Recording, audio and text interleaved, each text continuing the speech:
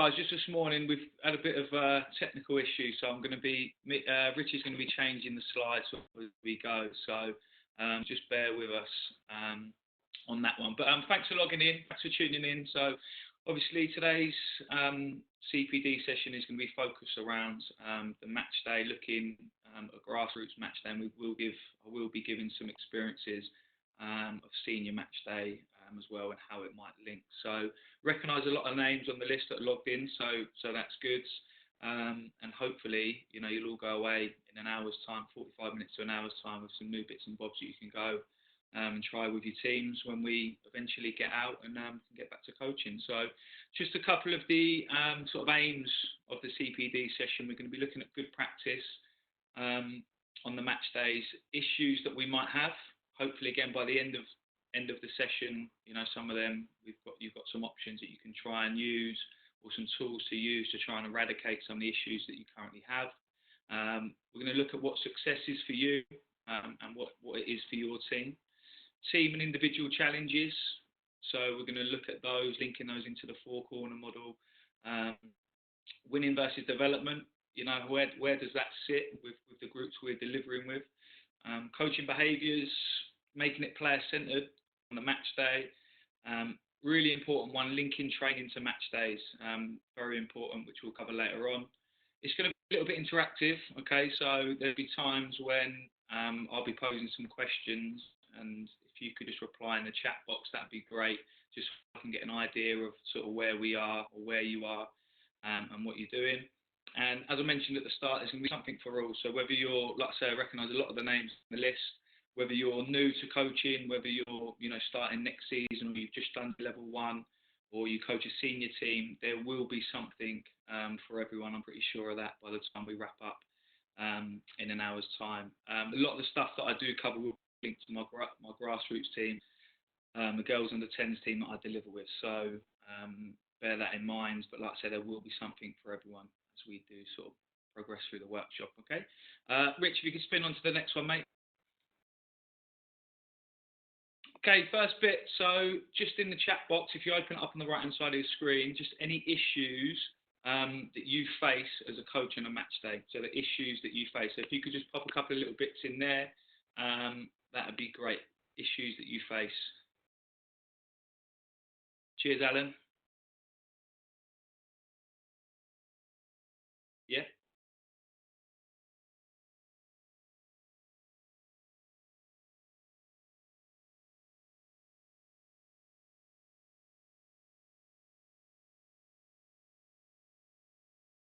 Parents, yeah, we'll definitely be covering some bits on that. Being late, parents.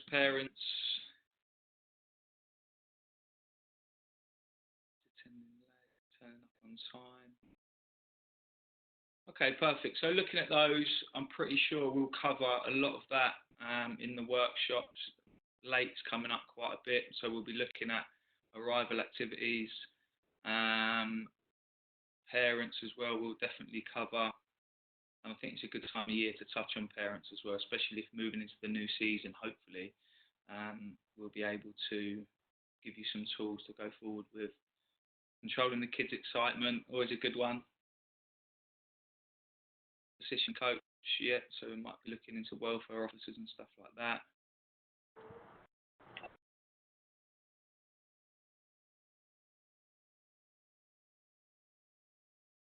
Parents always want to win, equal game time. Sleepovers, yeah. Or if they've got a party in the afternoon, they're always a bit wild. Parents always want to win, keeping the kids engaged whilst not playing. Perfect. Rich, if you could just move that one on. So as I mentioned, we'll get through quite a few of those throughout the workshop. If not, we can revisit them at the end. So starting us off, looking at sort of your sort of coaching and playing philosophy, as it says at the top there, are you clear on how you want your team to play? But most importantly, are the players, do they know the messages, that you're trying to implement and you're trying to get across? Does your club sort of have a DNA, codes of conduct, stuff like that? What does your club stand for? Are they adamant it's equal game time, rotating positions? Does your club stream or whatever that might be? Do you know what your club stand for? Have you sort of stumbled into the role and each sort of team does what they want? Or is there sort of a clear philosophy, DNA of how you want to play? Or is it just left to each an individual coach? If it is, do the players know? Could somebody step into one of your players' sessions and pull them out and say, how does your coach want you to play? Because sometimes I think we have an understanding of what we want, but then it's a different thing getting those messages across to your players as well. Looking at your coaching philosophy and your coaching behaviours, does it remain the same for games and training? Is it the same style? Because I see it quite a lot where training's quite relaxed, but we get to a match day and everything becomes quite anxious, quite uptight. It's trying to keep the same behaviours across both.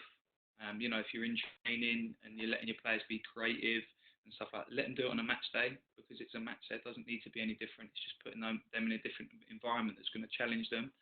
And does your philosophy adapt to the what if? So it might be aimed, slightly at the older age groups into senior football. So, if you do find yourself 2-0 down, can you flip that philosophy? What the state of the game, what can you change at different points? Have you considered the what ifs around that as well? We can move on, Rich. So obviously we plan massively for training. In my experience is dealing with lots of coaches, we don't plan as much for the match day. Our session plans for training might be, bang on point, but when it comes to a match day, it's equally, if not more important, to make sure the plan is correct. And just going to go through the bullet points there and just into a little bit more detail. We're going to go through the plan do review process on a match day and what that looks like. So as part of your planning, it's really, really important to incorporate these things. So looking at, what are the learning objectives? What are the challenges for the players? And it's going to vary from under 6s, under 10s, 16s, senior football. And we cover that a little bit later in the workshop as well, what it looks like. What's it for an individual? Within your group, we're going to have all different types of players, all different abilities. So the challenge for someone, one of the weaker ones, is going to be different to one of the stronger ones. In their unit challenges. So as a defensive pair or a defensive 3 or defensive 4, what's their challenge? If you're playing 4-4-2, your midfield 4, the challenge for that unit, I want you to be nice and compact so we don't get the ball played through us. When we've got the ball, I want you to make it a nice big triangle. If you're playing a 4-3-3. I want a nice big triangle at the top of that when we get the ball. And then again, you're looking at in possession, out of possession, transition. So when we lose the ball, what will the players know, what you want them to do? Do you want to go and press quickly to try and win the ball back? Or do you want to drop off, make it nice and tight and sort of play with a low block? And then looking into the 4-corner model. So we're looking at the differences in the players as well, which we'll touch on a little bit later, around their technical ability, physical, social, and psychological. So we're looking at those aspects as well. Vitally important to link to training. We don't just want to rock up to training, just do something random and then don't even touch on it in the game again. So I mentioned if we've been working on being compact and not getting sort of play through or pass through, right, we've been working on this for 3 weeks at training. It might be a little visual that you show them, or you get the whiteboards out. So try and link that in. Really, really important. It sort of consolidates some learning as well. If they can see it happen in a real life game, brilliant. Equal game time. So for the girls that I coach, will always be equal game time. We rotate it rounds. It's massively important for development, because ultimately, like I said, you're going to have sort of 3 categories within your group. Your ones that are coping, they're just sat in the middle with lots and lots of stuff. The ones that are forging ahead, your better players, and the ones that are sort of striving to keep up, so they're trying to keep up that group. And I look at it and think, how are each one of those players going to get better if they're not playing? So obviously, people think, right, we've got a big game today, I'm just going to play the best players. Right, but how are those weaker players going to improve and get better? How are they going to move up to that next bracket if they're not playing? So that's something I'm a massive advocate of. Linked into player rotation as well. Another one that comes up a lot on the course is player rotation, playing in different positions. Obviously, as they get older, that's going to change. They're going to probably play in 1 or 2, but having played senior football for a long time as well, I still know players that can play in three or four different positions, which for a manager is brilliant. My argument would be, again, on the courses, well, I've got a striker, he's 8, 9, 10, whatever he is, or she is, they're not strikers, they should be playing in different positions, because I guarantee they won't be playing in the same position their whole life. Also, when they're playing in different position, it poses a different challenge, different responsibilities. If you're playing in defence and you're playing out, you might get a little bit more time on the ball. We still play the retreat rules, but when we're playing into midfield, you're going to have to be aware of your surroundings. So it's a different challenge. When you're playing up front, the ball might be played into space where you've got to run onto it. So it just provides different challenges for the players when you're rotating those positions. And if they do move on, if a player moves on from your team, having played in a lot of different positions, they can be more developed for the team or a school team they play for to play in different positions. If they've always played in the same one, they're going to move on. If a new manager asks them to play somewhere else, they're not going to have the tools in the locker or the experience to be able to do so. So it's vitally important. And like I said, as they do get older, they do progress. That will change, and it might be one or two positions that they play in. But it's really, really important, and it's important to plan that. My advice would be to plan it on the morning of a game, just purely for the fact, I think 4 or 5 people just wrote there about player dropouts. If you do it the night before, you turn up to a game, you've got a WhatsApp message, little Johnny can't make it, Sarah can't make it, whatnot. So I'd advise doing that. Assistant coach, parents can help out doing that as well, which we'll touch on a bit later. And we spoke about sort of the what ifs. Again, that might be looked at the older ones. So the what ifs, changes in the games. It might be you've got a bit of information on the team you're playing against. Definitely at senior football, managers will go and watch other games to find out what the opposition are like, set pieces, stuff like that. But the younger age groups, it's quite rare that that's the case. If we could go on, Rich.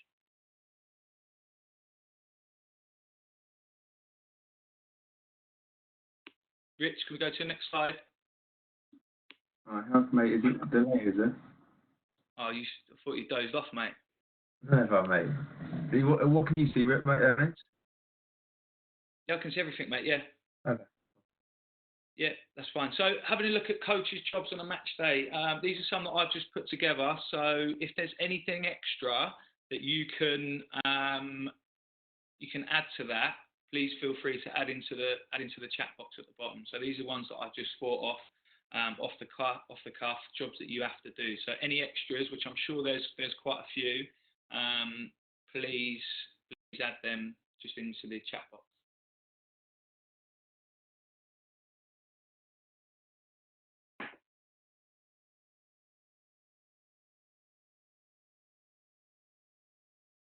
No? Okay.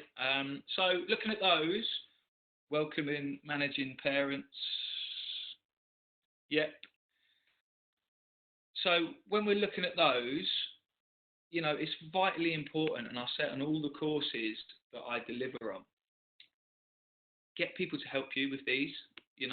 We're the coaches, no disrespect to parents or anything like that, but we're the coaches. If we're looking through that list, our main responsibilities are for the players and getting them ready to play. So you're looking at that list and you're thinking, right, team talks, setting challenges, setting up arrival activities are the main things that we need to be doing. They're the things we need to be focusing on. So stuff like setting up goals, respect lines, sorting out water bottles, meeting and greeting other managers, try and delegate those responsibilities out. I'm fortunate at Flackwell where I do the under 10s. We've got a great couple of help. Alan's on here now who helps do the coaching with me. We've got a lady that does a lot of the admin side of it. We've got another dad that does the goals and sorts out the pitches and stuff like that. So we can concentrate on what we need to be doing. It's difficult. When I first started out, I'd be trying to do the goals, the corner flags, rushing around, and then the players start messing around, and then we have a go at the players, but it's not their fault because we haven't planned it as well. So draw people in, because parents will be willing, if you're creating and you've built good relationships, which I'm sure a lot of you have, use it to your advantage. It might be Flackwell as well, so they use some some students that are doing their Duke of Edinburgh stuff. I know some coaches have had some help from them as well, and it might even be older siblings, you know. So if you're coaching you're an age group, but you've got an older son or a daughter that can help with different bits and bobs, bring them along, because it makes it easier and it lets you concentrate, or us concentrate on what we need to be doing, which is making that match day a great environment and enjoyable for everyone. You know, no one goes to a match day to not enjoy it and get anxious and uptight and shout and scream and stuff like that. So all of these stuff will lead into that. Like I say, if you're rushing around setting up goals and you can't find the right bit or whatever it might be, straight away you're on the back foot and the players are saying, like, Mick, you get the ball, like, no, blah. So just try and delegate some of them roles out. It will make your experience a lot better. Next one, Rich, please. So I've broken it down into sort of 3 parts. So we spoke about plan, do, review. So we've just done the planning part. We're going to do the do, then we're going to do the review. Within the do, we're going into another sort of 3 little segments now. We're going to do the arrival activity pre-match, then we're going to do within the game, and then we're going to do at the end of the game. And I've shared on the next slide, I think it is, what I would do something similar for an arrival activity. So when we're looking pre-match, create a positive and relaxed environment. You know, there will be players that are a little bit nervous, or, you know, someone just put sleepovers and stuff like that. So players will be all over the shop, you know, and that's natural. So the environment we create is really positive. The way you speak to players will be reflected in their behaviour and possibly their performance, and that goes throughout the levels, you know, throughout the levels. If you're welcoming, you know, even at top level, we talk about non-league again, as we will do throughout, or senior football. You know, if a manager welcomes you in, how are you, blah, blah, blah, blah, blah, whatever it might be, straight away you start to feel relaxed as well. So it's so important.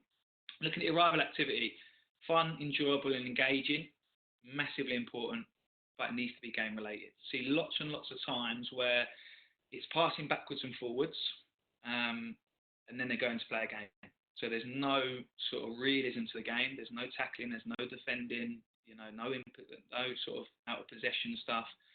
No transition. Okay, so try and pair them. What they're going to be doing in the game is massively important as well. We'll touch on that in the next slide. Visuals for players. So it might be whiteboards. It might be little player cards, which I'm sure a lot of you have seen floating around with just little individual challenges on for players. Micro sessions are great.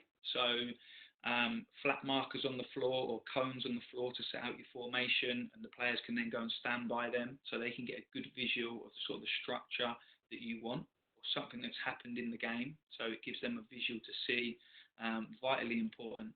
I'm definitely a visual learner. If people talk to me about things, I can't really see it. If you show me something, it's going to go in, it's going to sink in.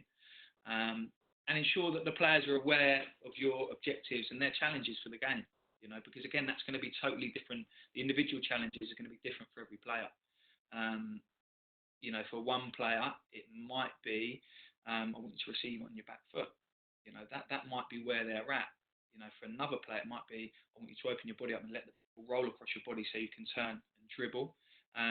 You know, just 2 little examples there. So the individual stuff's going to be totally different, because they'll all have different needs, and it might link in to a different corner.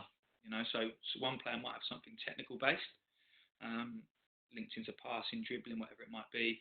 You might have another player that might be around a social corner. So you might say, what I want you to do, I want you to try and organise. You know, you're playing in central midfield, you've got 2 players either side. When we haven't got the ball, it's really important that you pull both those midfielders in so you're nice and compact. You know, so you've got 2 different challenges for 2 different players, for the individual objectives for that. If we can move on, Rich. So this would be just an example of what I would do with the girls and school teams I work with as a little arrival activity in 3 little parts. So I've tried to plan it on half a pitch as what we would have as grassroots coaches. So obviously it explains it just on the slides there. So have a little read through, but I'm just going to go over it anyway. Someone said the excitable kids at the start.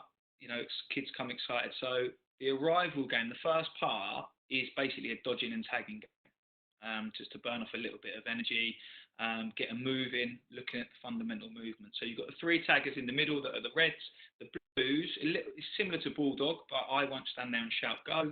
the players can just go across as and when. So the reds are trying to tag the blues have got to try and get across, a little cross the river game, I call it. Rotate the reds, and then I'll progress it on. The blues would now have football, so they can dribble across.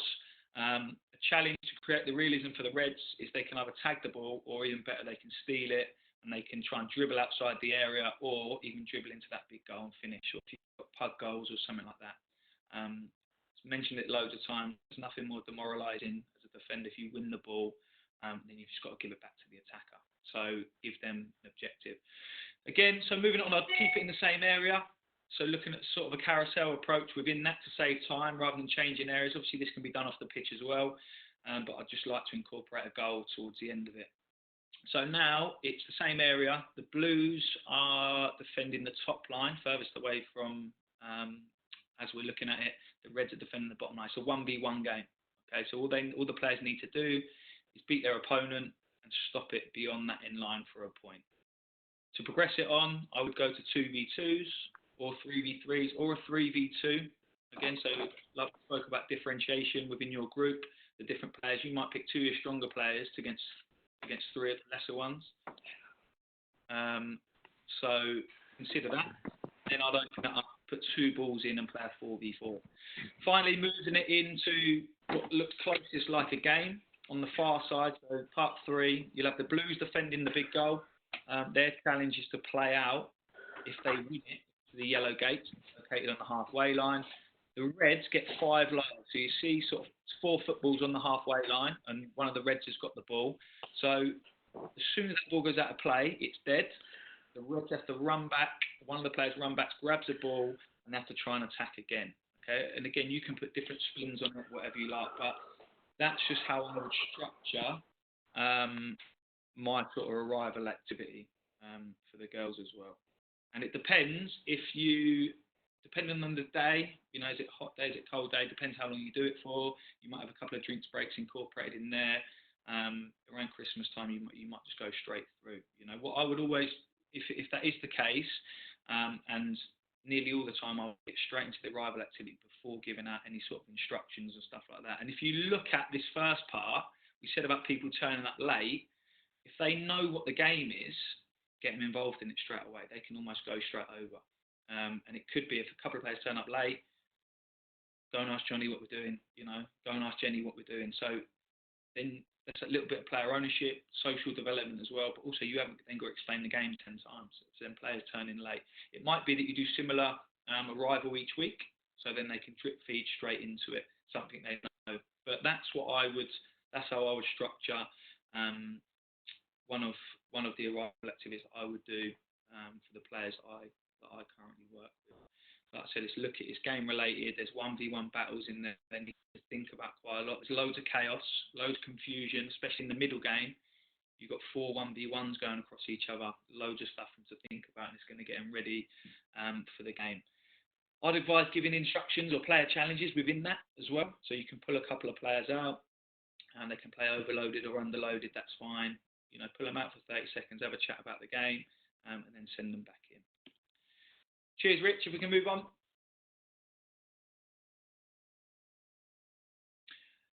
So, moving on to the match, a little quote that I found a few weeks ago. As coaches, we're looking for everything but seeing nothing. So we're basically what it says, trying to take everything in for the whole game, but we're not really seeing anything. Have a narrow focus. What actually is it? What are those challenges? What are those objectives that we set at the start of the game? Can we focus on them? Now, it's like you think of a training session. We will, as tutors and as a workforce and as an FA, we would say, you can't coach passing, shooting, dribbling, turning, defending in the same session. Try and have one theme. In your match day, what are the challenges? Just focus on them and try and consolidate some of them. Rather than just skimming the surface with 5 or 6 or reacting to what's happened and coaching what's happened within the game, try and look at your challenges. That's what's going to underpin their development. It's really going to drill down into, let's say, consolidating some of the stuff you've worked on. Be really positive, reinforce the good bits as well. We almost want to shout and scream every time something goes wrong. If we are working, like we said earlier, being compact, we lose the ball right when nice and compact. If we are compact and the opposition pass the ball and we break it up and we win it, and praise that, really highlight that. Might be you make a note of it and revisit it. We play quarters, some of you will, some of you will play half. Revisit it in that as well. Do you know what? I love the way happened there. Engage with the substitutes. So someone mentioned that earlier in the chat box.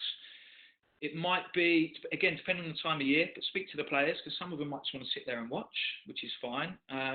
Some of you might play on 3G pitches where you haven't got much room for them to do too much. Some of you might play at local parks. Great, you could set up a little 1v1, 2v2 game if they want to play that. They can sit and watch. You might even give them, a little observation sheet. So if you set a challenge for X amount of passes, or we're attacking in the final third, how many shots can we get off? How many successful dribbles? It might be a couple of your players sit down and just mark that on a whiteboard or a sheet. Something that we've done works, engages them. It might be a case of, right, next quarter you're coming on in central midfield, have a little look what XYZ's doing, or look at the opposition. So just try not to forget about them. Try not to get too wrapped up in the game if you forget about them. But like I say, give them the option if they want to play 1v1s, 2v2s. Give them the option of what they want to do. Really important sometimes just to take a step back. It's an emotional game. We love it. That's why we do it. And everyone gets a little bit too wrapped up in it sometimes at every level. And it's difficult sometimes. Take a step back, and whether we get frustrated about with our players, their players, referees, whatever it might be, sometimes take a step back and just observe. Again, you might find yourself, hopefully after this, a couple of messages might hit home. You think, you're constantly talking. Sometimes just step back and watch, and I promise you, you'll see a lot more. And it might be just make little notes. Like, I'll just jot things down on a whiteboard or a bit of paper for the quarters or half times that we can just sort of cover. Give them a chance to speak. So when they come off, grab yourselves a drink, have a minute to yourself. How do you think it's going? What's your thoughts on it? Have a chat with your friends, or who you work in defence with, midfield with, up front with, whatever it might be. Do we need to make them challenges harder or easier? Do we need to adapt anything within that? So I've set so-and-so a challenge, they've completed it comfortably. So right now, how can we extend it? How can we extend that on? It might be we're really compact and want to win the ball back. Brilliant. Now, once we've won the ball back, I want you to burst out with the football. There's space there. I want you to burst into it. Take someone on. Express yourself. So it's sort of reevaluating them, seeing where we're at as a team. Okay, and what do we need to change within that? Getting your messages across at the right time. So we talk about it later on in the workshop. Are we shouting and screaming from the side, which is no good for anyone? If there's a break in play, again, I'm sure a lot of you, self included, coaching big open areas, the ball's going to roll off across the other side of the field, into trees, whatever it might be. Get a message across, pull someone over. Johnny, come here quickly. Next time happens, try and do this, or what do you think you might have done there differently? So all the players have rushed forward. We've been counter-attacked. The other team has scored. All right, what might you do next time? If you're in defence on your own, what can you do? Well, do you know what? Mate back. Yeah, brilliant. Remember that for next time. We don't always need to commentate from the side and shout from the side, because a lot of times kids will know the answers as well. Next one, Rich, please. So looking at post-match, always give them time to reflect. Give them a couple of minutes to reflect. Let them discuss it. Again, what are your thoughts on today's game? Is it a bit of peer-to-peer stuff? Challenges, objectives, thoughts on those, and then sometimes they'll bring up something different to what you've seen. They've played in the game. On the level 1s and 2s I deliver, a lot of you have been on them. I will sometimes, once the session's finished, I will ask the players, did you enjoy that? Was it safe? Was it fun? Was it engaging? Was it challenging? Yes. Well, there's your feedback. Sometimes ask the players, because like I said, they will see different things sometimes because they're playing in it. 2 or 3 key points, short and concise, and then get them on their way. Even like I said, I've sat in a lot of dressing rooms after playing and listened to managers go on for 10, 15 minutes, and you start switching off. You take the first couple of bits, and then you are thinking about taking your boots off, getting changed, getting in the shower, You know, and kids will be exactly the same.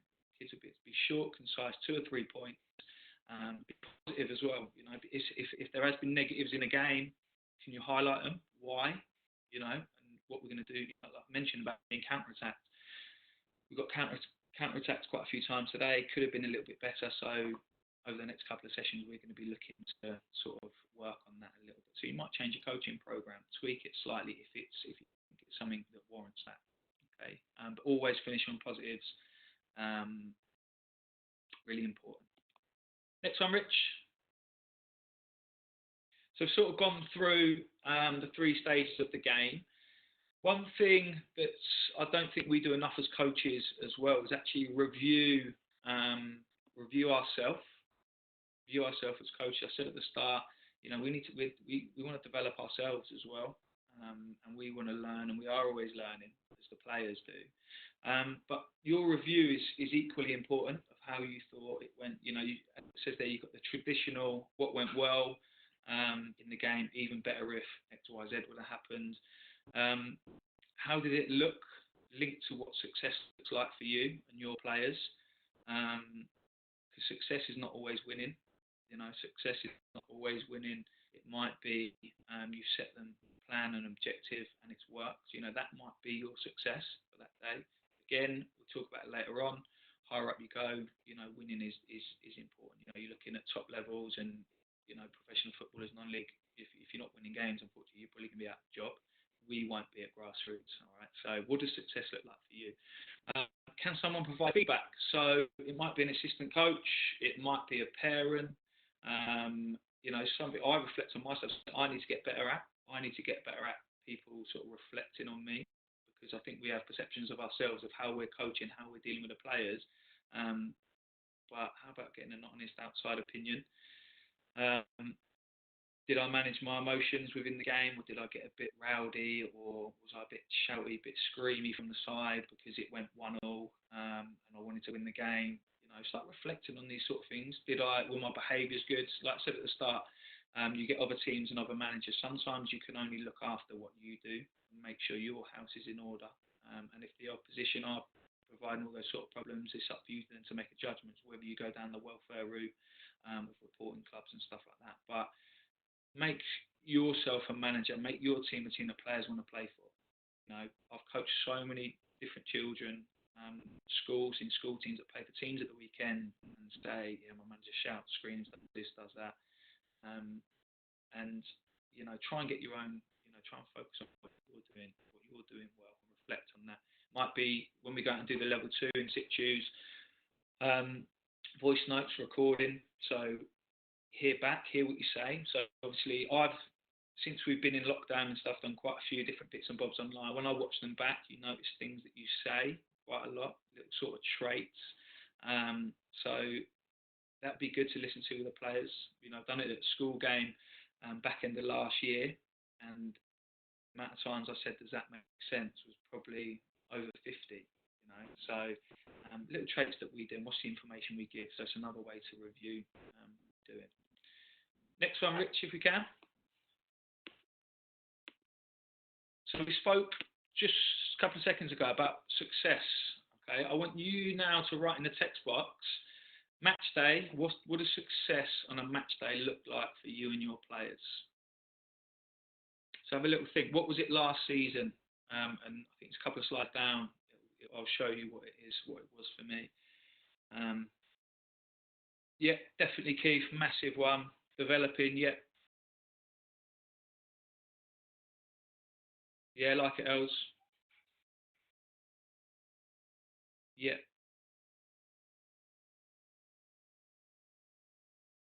Yeah, Sonny, like it.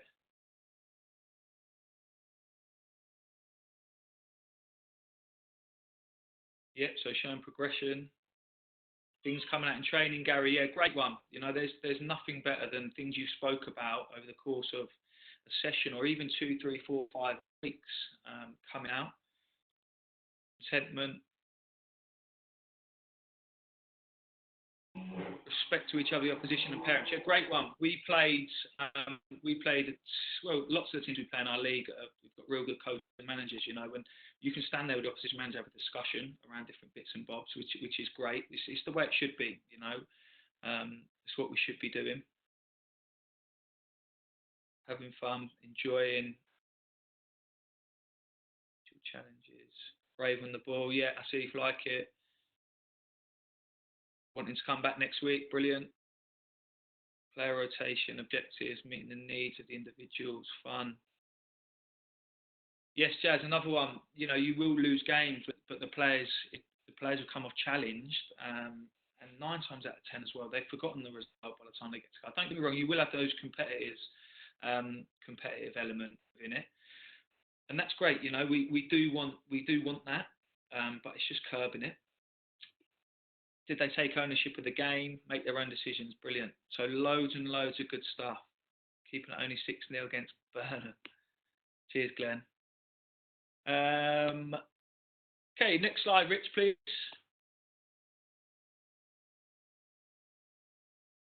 So, if you've got your phones on you, take a picture of this, and we can think about it now, but also when we go back, once this is all over and we go back into match days, it's just some questions that you can sort of ask yourself when you are reviewing stuff or you're thinking about the match day.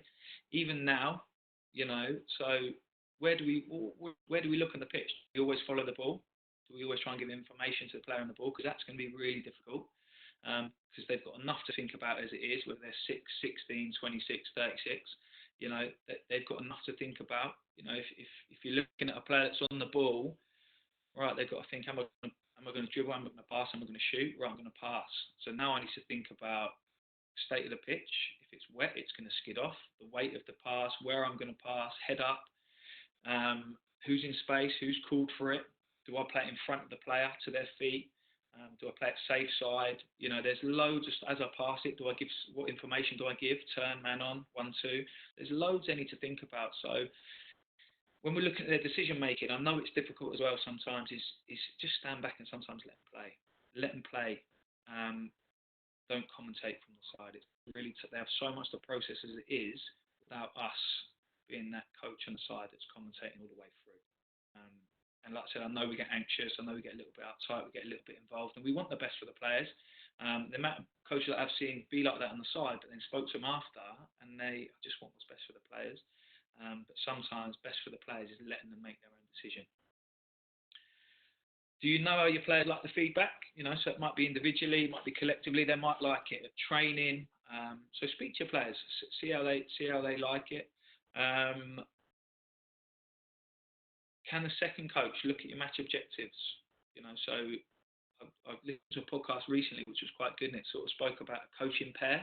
So one coach is active on the side, giving out a little bit of instructions and whatnot. The second coach is actually stood a little bit further back, linking the game to those challenges, because 2 voices is tough, especially when you throw in maybe a couple of parents. So 4 voices is even tougher. So try and work as a coaching team. It seems to work quite well from experience. And lastly, in that as well, do you try to win at the cost of your philosophy? And do your beliefs and behaviours go out the window? So stuff that I would say with the teams that I coach, school teams and girls I coach, and that I've coached even up into the older age groups, is don't just smash the ball anywhere. I mentioned it on the podcast last week. Don't smash the ball away. You know, relax on the ball, compose on the ball. If you're getting shut down, can you shield it? If you're facing your own goal, can you shield it? Then you rely on your teammates to come and create an angle for support. So if you're a coach that likes to play through the thirds, you know, if you're playing the retreat rule, you know, when you play out to whoever it may be, are you lumping it forwards because you're 1-0 down? Or if you're playing senior football, you're 1-0 down, are you going to smash it? Or you're going to stick to your philosophy? You know, in the younger age groups, there's no need to change your beliefs. There's no need to change your philosophy within that. So, like I said, because players will learn from it. The teams that I've coached, especially like the girls who've been going about 2.5 years, you know, we would get caught out in possession quite a lot and trying to play into defence, play through midfield and stuff like that. We'd give goals away, but the development that they've made over the last sort of year, 18 months is phenomenal. And you can really see that what what we've been trying to do, as I mentioned earlier, to see something coming off is great. Players being relaxed on the ball, and trusting each other and stuff like that. Don't just whack it away. I'm a firm believer of the kids are not going to get better if you're looking at just winning games, which we'll cover in a second. It's normally quite direct. Get it full, get as far away from our goal as possible. Take no risks. If it's near our goal, we might lose it and might let a goal in.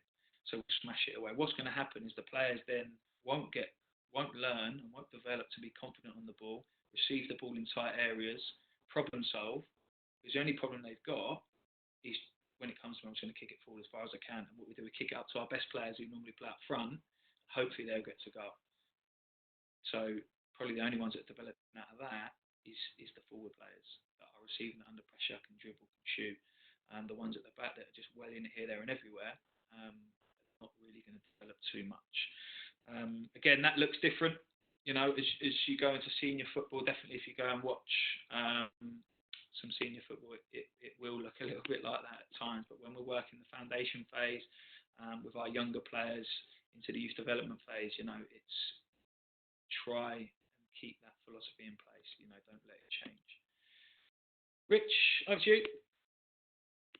Spin that one on for me, please. And then I want you to have a read of that. Can you put your thoughts in the chat box? Have a little read. Hopefully you can all see it.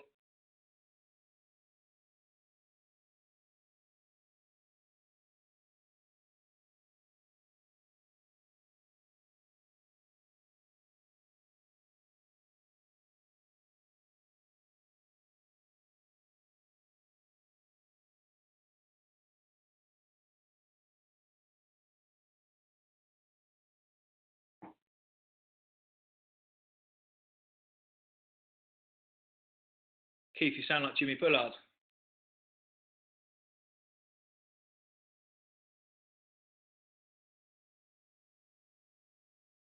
Second one will be long. Yeah, so we're looking at that. Matt as well. I appreciate you think there might be an age consideration. I look at the examples there, an under 10 team. So when we're looking at the bottom part, the key words that stick out for me there is tests. His opponent is testing, lots of touches, lots of decisions to make. And he's played the majority of the game. So for me in part 2, he's a winner. In the top one, he's a loser. An under 10, playing that amount of football, And we were just mentioning, where were we? Matt, yeah, so if you look on the chat, generally the second one, but I do think there is an A consideration, which I'll slightly agree with. But at the same time, if you're Alfie, even playing at senior level, again, take a non-league example, might be picking up a little bit of money. If you're still getting 10 minutes every week, I don't think you're going to be hanging around for long. I've seen it lots of times over the last few years. Players not playing much will end up finding a new club, even at senior level. So just try and bear that in mind. But I like that. It's just a little example. Some people see that and think, yeah, 5-0, their team's won. The coach will be, yeah, he's a winner because we've won the game. So just a nice little sort of visual that I'd like to throw in there. Rich, if you could spin the next one down. So over the last week, I spoke to a couple of friends of mine, and I wanted to just put this together, just to sort of the difference as it says there, youth and senior football. So me on the left-hand side with my under 10s, there's no real emphasis on winning. If we win, great. But it's not the be all and end all, and it's honestly not. And any of you know me that have seen me coach, it really isn't. It's about all the stuff we spoke about earlier. Do we want to win? Yes. If we don't, it's not a major one. Have the players enjoyed it, been challenged, and they developed? And is there equal game time player recognition? That would be my outcomes on a Saturday morning when we play our games. Spoke to a good friend of mine, as it says there, Step 4 manager of non-league club. His aim is to try and play attractive football, but he will change it, no questions asked, to win the match. A couple of variables in there of how they'll play, But the biggest part for me is that win at all costs. If I lose 5 or 6 on the bounce, I will be in trouble, potentially be out of a job. So that's the difference. That's the difference. So it's trying to differentiate between senior football and youth football. A good friend of mine worked at a Category 1 Premier League Academy as well, who I spoke to in the week. Key messages there as well. So the foundation, I think it was under 10s we were talking, or maybe under 11s, I can't remember. No emphasis on winning. The players have no fixed positions and they all get a minimum 75% game time. So my argument would be, if that's happening in Premier League academies, one of the best academies in the country, it should be happening at grassroots. It should be. People will argue and say, yeah, but in academies they're all the same ability, But then we're going back to that whole, we want to win games. We want to, if you're getting tonked every week, it might be that you drop down a league. You might drop somewhere else, so you're a level playing field. And then that's the difference between non-league, the bottom, but win at all costs. And you've probably seen that as well if you go and watch local football. And the pressures there are totally different because, like I say, that's probably why there is a little bit more shouting and screaming, because there is pressure that they can't lose this game, or there is that less playing up from the back. Some clubs, don't get me wrong, there's some great local clubs that play out from the back and play real exciting football, but direct. They get it out and they play direct with quality, and it's great to watch. But there is that fear of, if we do play a little bit, ticker-tacker, playing up from the back into midfield, we get caught out, we lose possession, we're going to concede goals because we're so expansive. So it's there's the difference there for you. I thought it's just quite a good one, so we can see the thoughts from the different. Next one, Rich.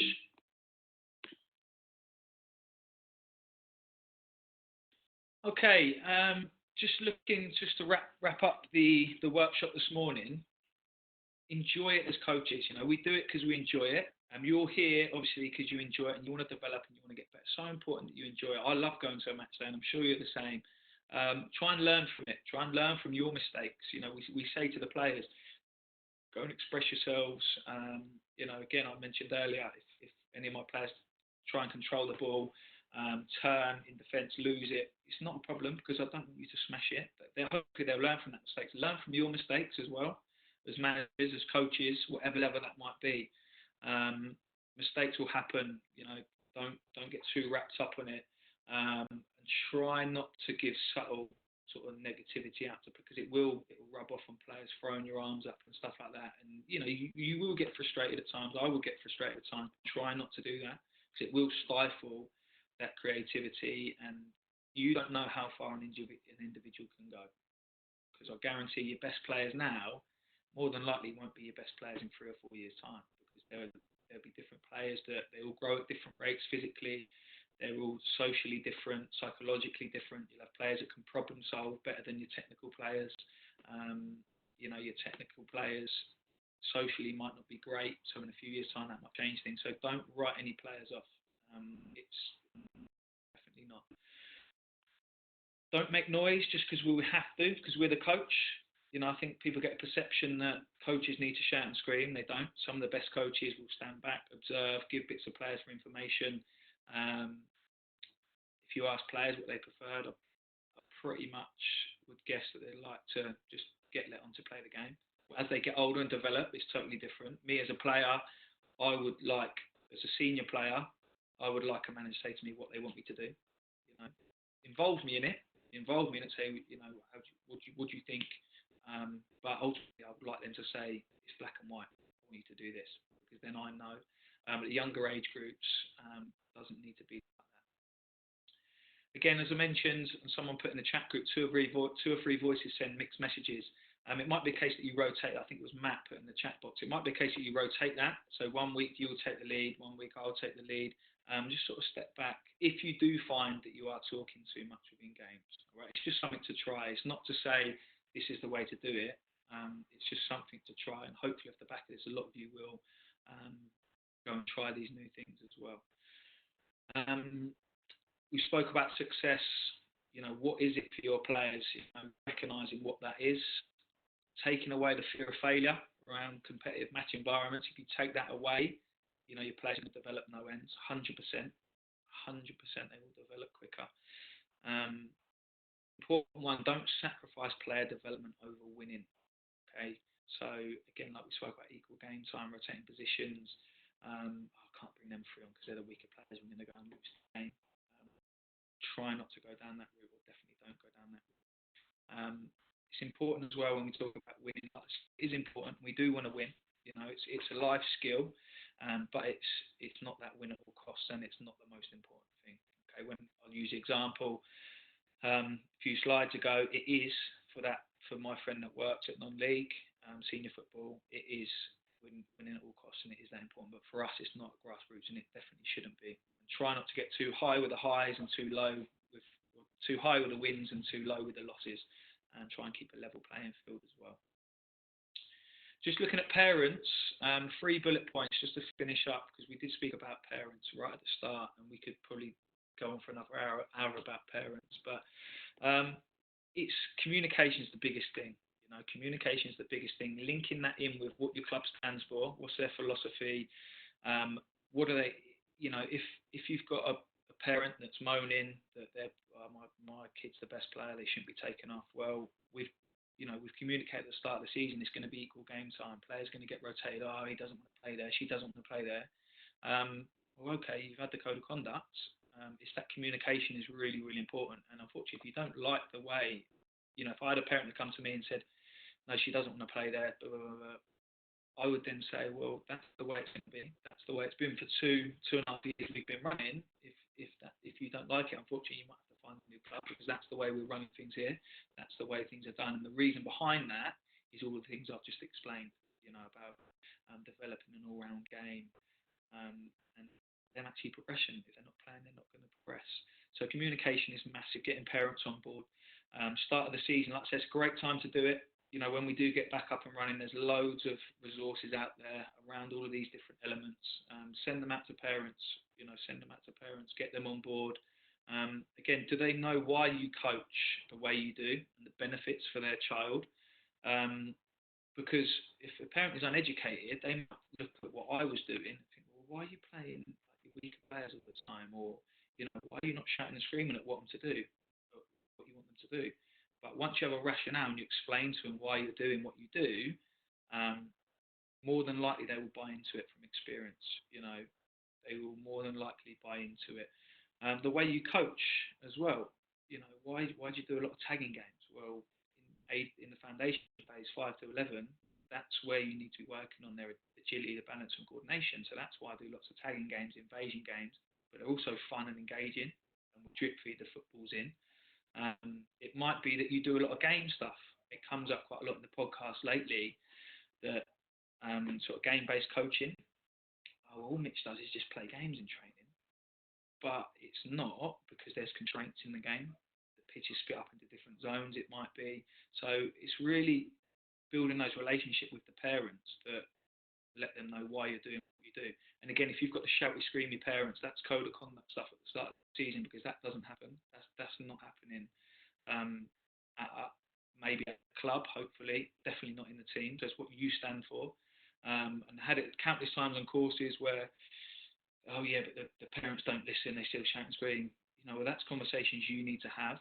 That's what you might bring the club welfare officer in, but you need to have those conversations with them parents. And if they're not going to abide by the rules, fortunately, you might have to find a new club to go and play at that will let you shout and scream. Hopefully there's not many. And letting the parents know what success is. You know, let them know that the kids are on a journey. They're all at different stages. It's about making them individuals the best that they can be, pushing each individual to their limits. You know, so that's what success would look like.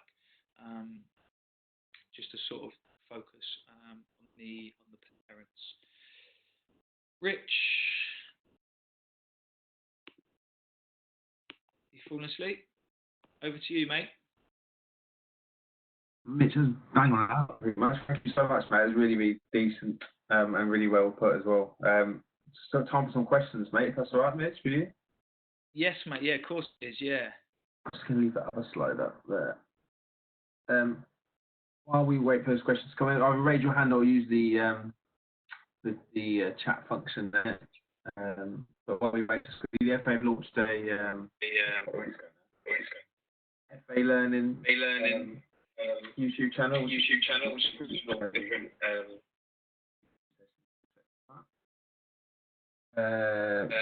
Mitch alluded to earlier, we've got a podcast as well. So series 3 is coming out in 2 weeks.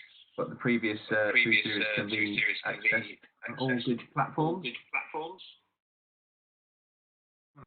After this session, is the Q&A. Mitch, you right to hang around for a little bit on that? Yes, my missus is going out for a run. Very briefly. So I might have to dip out and then dip back in, or can do it vice versa, if that helps, mate. Sorry, just looking at the chat. Sorry. Oh, sorry, mate. Do you want to do your bit first? And you're with me on Tuesday. You're on night 6. Yeah, my first major tournament that was. Go for it, mate. Question. Just on Elliot's one, it's a great point. How many coaches, adults, will talk about the game without mentioning the results? That's natural, and I find myself doing it as well. But I think it's how we follow that up. So I, like I say, alongside my role with the FA, I've got my own coaching business, so I go into a few different schools and stuff like that. And I'm sure a lot of you on here as well might do something similar, or know people that do something similar. But I would go in on a Monday or a Tuesday or a Wednesday, and the kids that I know have played at the weekend, I would go, how did you get on at the weekend? And it would always be, we won, blah, blah, blah. But then always just try and follow it up. It's natural to, I speak to my mates now, how'd you get on? What was the score? Is the first thing. But then try and just sort of follow it up with, what did you learn? What did you learn? Did you play well? Why did you play well? I didn't really play too well. Okay, why not? And I think it's just those sort of conversations, even for parents. That's some stuff you can get out to the parents as well. So if you do get in the car on the way home, try and ask them what they've learned. Have discussions around different things, which is real important. Peter, I've had an opposition coach that ridiculed the boys when they make a mistake, clapping them and saying constantly well done. When they go the ball away, what does one do? I'd go to club welfare officer and put a complaint in about that manager, because if it's happened once, I presume it happened quite a few times, and the county FA will deal with that. But again, we hear lots of stories on the courses which beggars belief, but that's the route I would go with that. Mitch, you mentioned what's for players. Ask the players. What they do, because players will be there for different reasons depending on the age group that you're coaching. So some will come because their best friend plays. We had a group of girls that come across from Maidenhead, and they all come as friends. And I'd like to think now they come because they love the football, and they've bought into it, and they're developing. So if I was to define what's best, I'd have to go down the route of what's individually best for player, and why they're there, and what they want to get out of it. Again, something I mentioned in the last podcast is, for a lot of players, the majority of players, it's a hobby, and it is going to be a hobby. Even you look into non-league, it's still a hobby. Some people might be picking up a little bit of money. The higher up you go, might start paying for mortgages and stuff. But for the high percentage of us, it's going to be a hobby. So it's important to remember that as well when we do take it a bit seriously. Thanks, Bjorn, for the feedback. Liam asked 3 questions. What did you enjoy? What could you do better? What did you do well? Brilliant. Cheers, Alan. Yeah, Gary, so if they're making mistakes, it's not a problem. It's not a problem. So it might be the one where, like I say, it's coming to the defender, or they've nicked it off the forward, and you're playing back to the goalkeeper, and they play it a little bit short, or they take an extra and get tackled. So I would take that rather than smashing it off the pitch for a throw-in. Some of you might be listening and think, well, what's he on about now? Get rid of it. But they're not going to learn to deal with the ball under pressure if you're not in a position where you're allowing them to do that. So great point, Gary. Thanks, everyone. Well done, Mitch. Cheers, mate. Decent, mate. Appreciate your time. Cheers, guys. Thanks for joining. Appreciate it.